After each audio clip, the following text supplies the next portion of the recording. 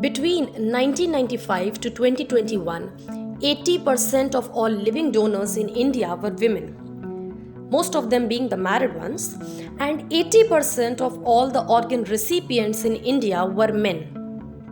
And only 20% of all the organ recipients were women. Yes, you heard it right. 80% women are donating, but only 20% are on the receiving end. Also, when we are looking at this data, we need to remember how women face more health security than men. One of the study done by the Global Burden of Disease in 2016 showed that the distribution of kidney disease is not equal between the sexes.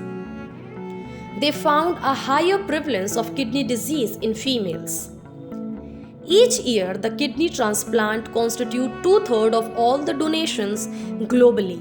And again, here 60% of all the kidney donors are women and 65% of all the kidney transplant are men. Similarly, 71% of the heart and 67% of liver recipient are men. Same is the case with other organ donations as well. But the simple question is, why are men the priority? Answer is very simple. Because they are kept higher than women in the social ladder. Because such gender disparity in organ donation was not found in countries where women were given position up in the ladder. For example, the countries that have the matrilineal societies.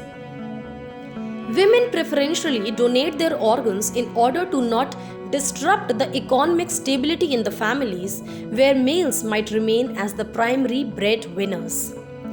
Also, women are conditioned by the society right from their childhood to be the caregivers of the family and also the first one to sacrifice. They learn to sacrifice their toys for the siblings.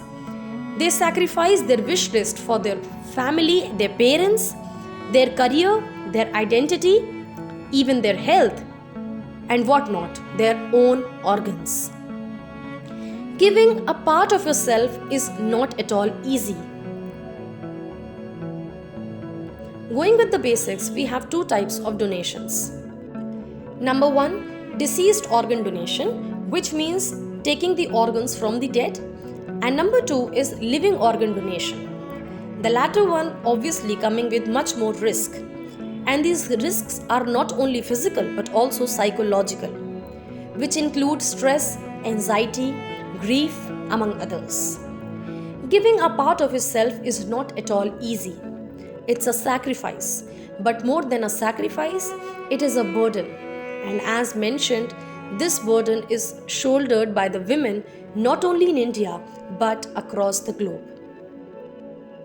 We need to put in efforts as a society in order to bridge the gap in organ access among the females. Policies which could govern organ procurement, allocation and transplantation need to be made. The ones which can safeguard equitable access for both men and women. Thank you for staying with me throughout the video. Hope you liked it. And if yes, do hit the like button and subscribe to the channel. And do drop your views in the comment section. Thank you. Have a nice day. Stay blessed.